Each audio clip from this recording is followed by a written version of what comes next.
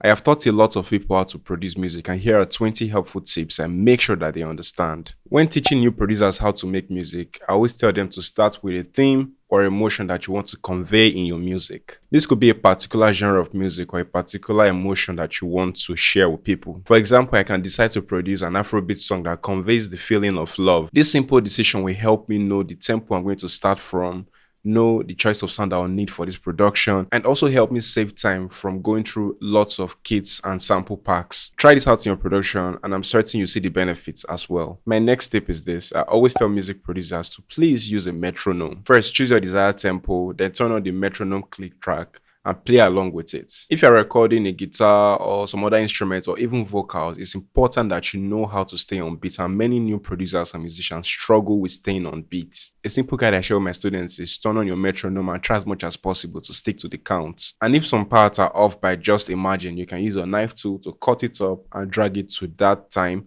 or you can use a time warp or time stretch tool. Most audio softwares do have that to stretch out the audio so it sits properly on beat. Now, for music producers who have understood the basics, I always tell them when making a beat, try to incorporate sounds from other genres that are not your genre. For example, since I produce Afrobeats, I may borrow sounds from dubstep or hip hop and use it in my Afrobeat production. A guide I share with my students when they try to experiment with different genres to mix in their own genre is just borrow a little bit from other genres, make sure it complements yours, but at the same time, the key elements that make up your primary genre should still be obvious. Reference tracks can be helpful if you're learning how to mix, how to produce, enhance your sound selection, how to master, and so much more you can learn from using reference tracks. A guide I typically share with my students when it comes to using reference tracks is pick at least 3 songs that are very close to your current production.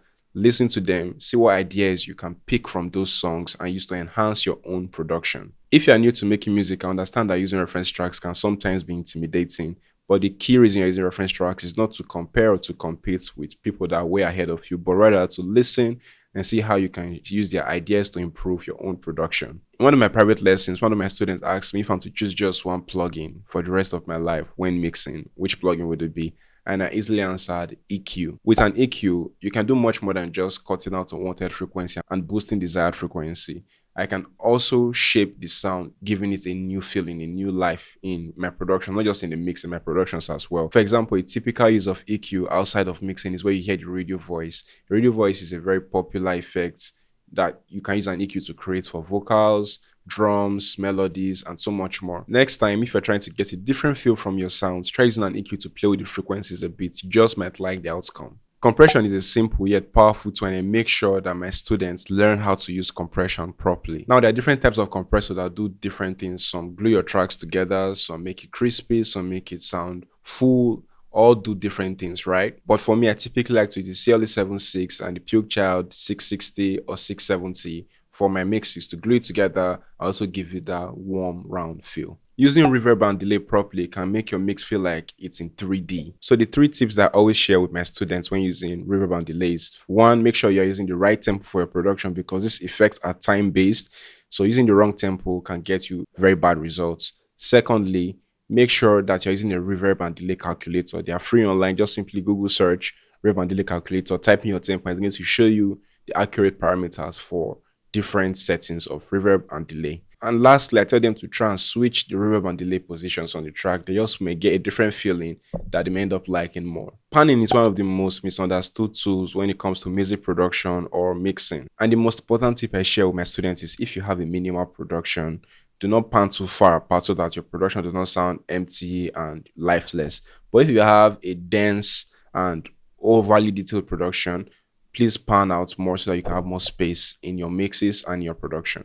Automation can be really helpful. You can use it to spice up your production by automating different parameters like your project tempo, your pitch for different sounds, and even an entire effect. I typically use panning automation, which moves sounds from one ear to the other. So try using automation for different parts of your production. It could be an entire section, like maybe a bridge or an outro, and it could even be just a single element from your production.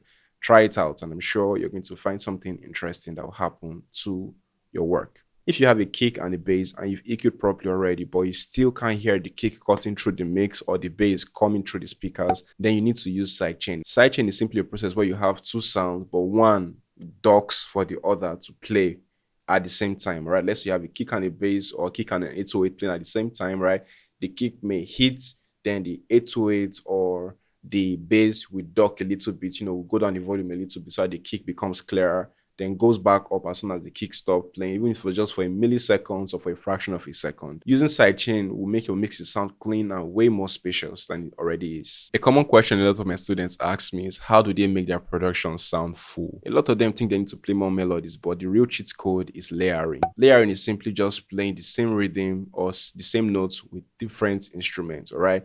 It could be your kicks, you can layer your drums, you can layer your melodies, right? There are many ways you can layer. You can layer similar sounds, for example, two different snares. You can also layer non-similar sound, for example, a snare and a hat. Or you could even use a drum loop under your program drums. That also works as well. Limiters are typically found in the mastering stage because it helps increase the perceived loudness of the song without causing distortion. A limiter can also make your production sound tighter and fuller as it raises the quiet parts while taming the peaks to avoid distortion. Saturation is a subtle form of distortion which adds pleasant harmonics to your sound. This effect originates from the analog days when recordings ran through various pieces of hardware. Saturation can add life, depth, and tightness to your productions. This can be used in the mixing, production, and sometimes even in the recording stage as well. Some of my favorite saturation plugins include FL Studio's stock plugin, that is the Fast Distort, and also Slate Digital's Virtual Tape Machine. A lot of producers and musicians do not have soundproof studios where they actually make music, but it's important you clean up vocals before you start mixing. First, you need to clean up the sibilance using a de-esser, and then you need to clean up the background noise using a denoiser. A clean vocal is much easier to work with as it sounds smooth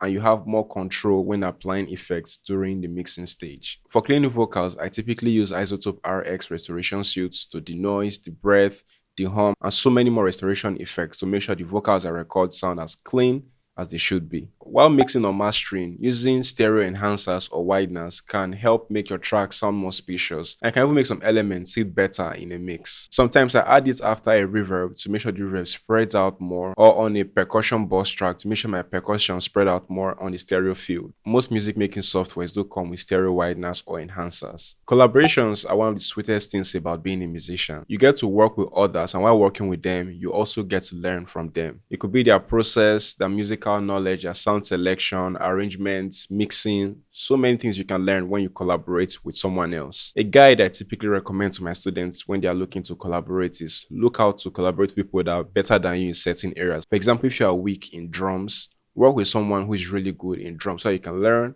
from them a thing or two how to improve your own drums. Now, this is 2023. There should be no reason for you to still be losing files. Files are assets paid for with money, effort, and time. Backing them up to the cloud helps secure your assets. Losing files will cost you way much more than paying for the price of file storage services. For me, I use Google Drive to make sure my files are saved on the cloud and readily accessible anytime, any day, even if I'm not on my PC. Some chord progressions are more popular in other genres. Try to borrow chord progressions and their patterns from other genres to see how it can fit into your own genre. This can unlock a new wave and make your production even stand out. But if you're not so good in music theory, you can always get MIDI chord packs, which you can just simply drag and drop it into your piano roll. Another method I use to get chord progressions is with an app called Chord AI, available on both Android and iOS.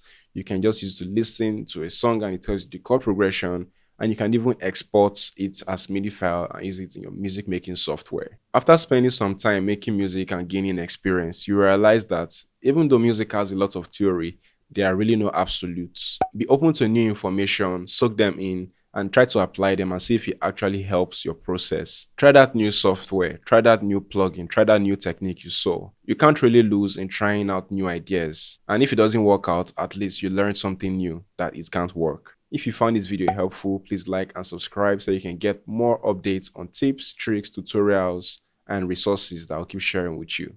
I remain Sir Classy. See you soon. Cheers.